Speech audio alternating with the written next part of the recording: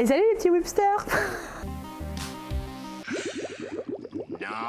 Salut la team, c'est Jessica, bienvenue sur ma chaîne YouTube. Aujourd'hui, j'ai décidé de vous faire une vidéo autour du muscle up, pas n'importe lequel. J'ai décidé de parler du muscle up strict aux anneaux.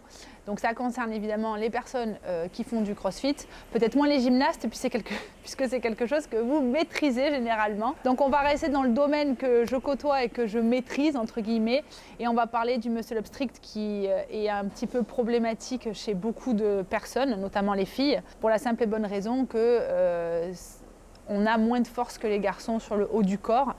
Et en plus, je vous rappelle quand même que le muscle up aux anneaux est un mouvement qui est inspiré de la gymnastique artistique masculine et non pas féminine. Donc je vous rappelle que j'ai fait de la gymnastique.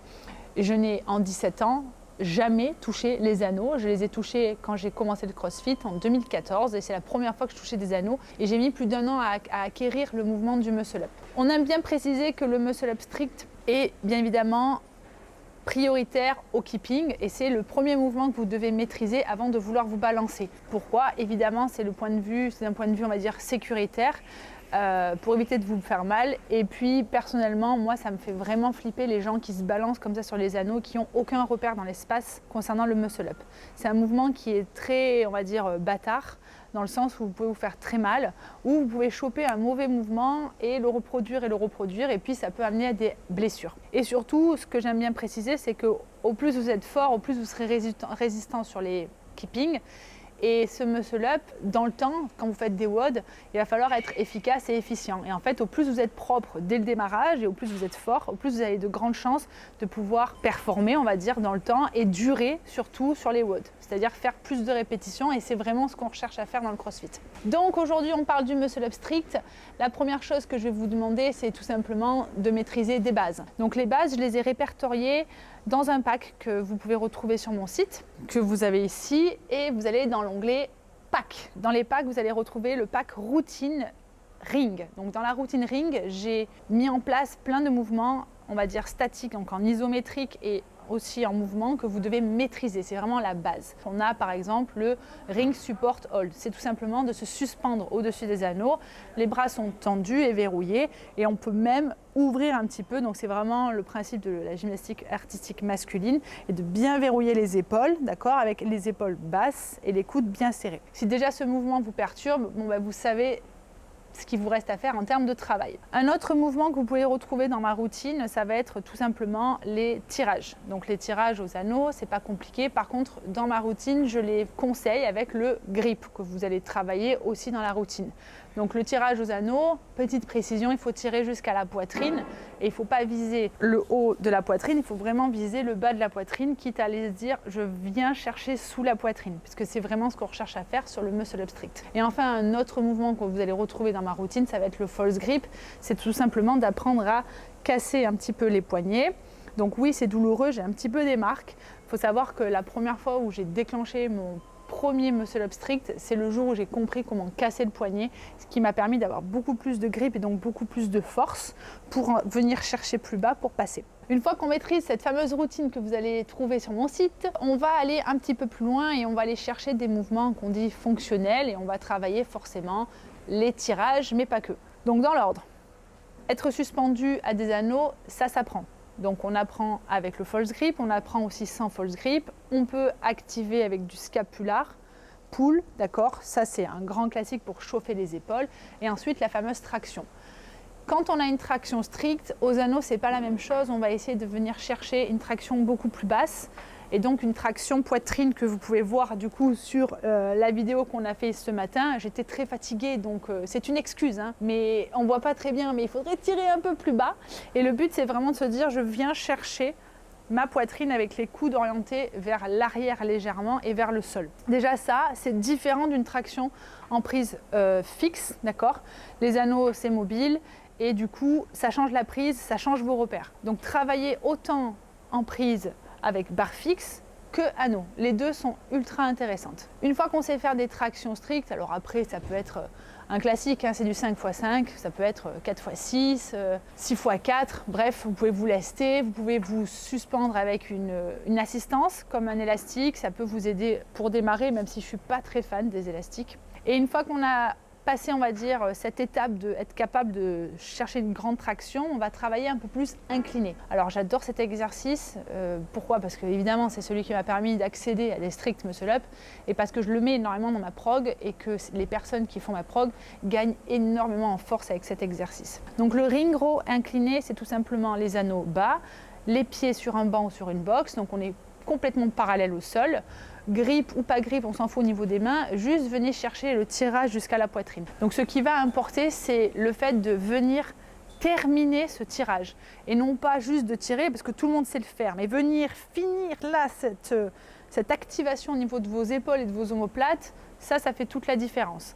Une fois qu'on sait faire par exemple un 5x5 en tirage incliné, on va s'imposer du tempo et donc là on va venir tirer et contrôler le retour. Et là, le travail en excentrique, ça va vous permettre de travailler donc de la force, de développer cette force. Et enfin, on peut tout simplement se lester. Je ne le mets pas sur les vidéos, mais c'est une étape que j'ai faite où j'étais avec des gilets lestés et je faisais du 5x5 en tempo pour gagner en force sur le haut du corps. On a les tractions, on a le rowing incliné, on va avoir le excentrique muscle up.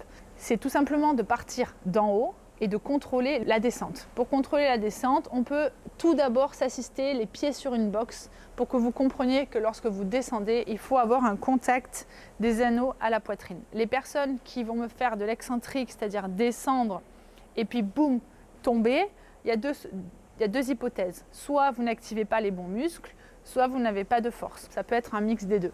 Donc je vous conseille de travailler cet exercice, les pieds au sol, donc sur les anneaux bas, et ensuite de monter sur les anneaux et de travailler la descente en contrôlant le plus possible votre traction. On enchaîne avec la force donc du tirage, mais pas que. Dans un strict muscle up, il y a aussi la poussée, donc le press. Et c'est le dip, le fameux dip, c'est tout simplement d'être au-dessus des anneaux, de venir en position de dip, donc en pompe, et de presser. Cet exercice peut se faire en strict ou en keeping, les deux sont intéressantes de toute manière. Commencez par le strict, bien évidemment. Vous pouvez vous aider avec un élastique pour débuter, j'en mets énormément parce que je sais que les filles c'est compliqué, mais le dips peut se travailler de différentes manières.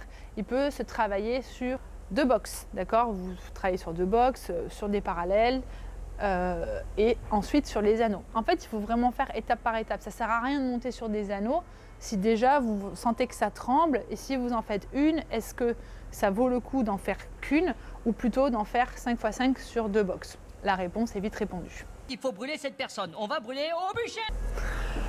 Oh, je vais aller faire ma sieste, moi. C'était pas mal, non?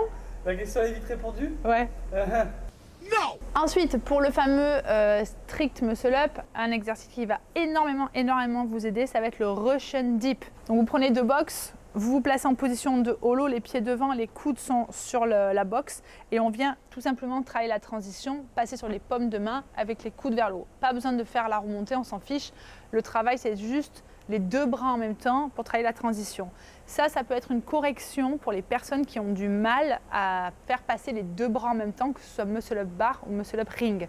Donc position holo, les pieds sont devant, je suis les épaules légèrement engagées et je viens plonger en avant rapidement, les deux bras en même temps et j'arrive sur mes paumes de main. Cet exercice est juste génial. J'ai des tas de personnes qui règlent le problème de un bras après l'autre avec ce type d'exercice. On va terminer avec la transition du muscle up. Donc comme vous avez pu voir sur la vidéo, je le fais d'une manière fonctionnelle, c'est-à-dire travailler la mécanique, les pieds sont au sol et je viens tout simplement créer le schéma moteur.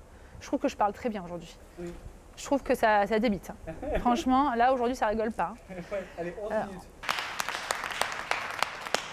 Donc pour le passage, pour le travail mécanique au sol, pour moi, c'est la première étape. Si cette étape n'est pas maîtrisée, ça ne sert à rien de monter sur les anneaux. Il faut d'abord créer ce schéma moteur. Donc, on a les pieds au sol, on démarre sur les anneaux en position de dip. On va contrôler la descente pour toucher la poitrine, déverrouiller les bras, activer les bras en traction, passer en transition et arriver en position de dip. Tu peux refaire? Non, je ne vais pas refaire parce que là, c'était très bien dit. J'ai juste bugué une fois. On s'est déjà affronté plusieurs fois dans le passé. Je me rappelle plus ce que j'ai dit. 20 minutes later. Démarrage, les pieds sous les anneaux, les biceps en contact avec les anneaux. Vous essayez de contrôler la descente en touchant évidemment la poitrine. Limite, j'aime bien préciser de faire un petit arrêt. Ensuite, de relâcher les bras déverrouillage au maximum, activation, je reviens toucher sous la poitrine, c'est très important, et je viens passer les deux bras en même temps. Et la finalité, c'est d'arriver les biceps sur les anneaux et non pas trop au-dessus ou en dessous. C'est très important que vous créez cette bonne mécanique dès le départ. Et ensuite, on va accélérer le geste, donc on va apporter de la vitesse. Et ensuite, on va pouvoir travailler avec un élastique. On s'assoit dessus, on fait attention à ne pas se fouetter et que ça ne lâche pas. Et on joue avec les résistances. On peut commencer avec un élastique qui va énormément vous aider et puis petit à petit réduire la résistance et travailler donc comme avec un espèce de rebond. Je monte le bassin et je travaille ma transition. Sans le dip, je le rappelle, ça ne sert à rien. Dernière chose concernant le strict muscle up, généralement vous savez tous qu'il faut développer de la force et travailler d'un point de vue technique. Mais il y a une chose souvent que vous oubliez, c'est encore une fois la mobilité. Je vous ai mis là 2 exercices ultra utiles pour vos épaules, notamment pour le bien-être et la prévention des blessures, mais aussi pour travailler votre mobilité. Premier exercice, les mains sur une box et on va venir lever un bras après l'autre pour chercher une ouverture d'épaule. Et le deuxième exercice que vous voyez ici. Les 2 exercices que vous voyez ici sont à faire avant ou après vos séances de gym, d'anneaux, de crossfit, de sport, de pétanque. On s'arrêtera de...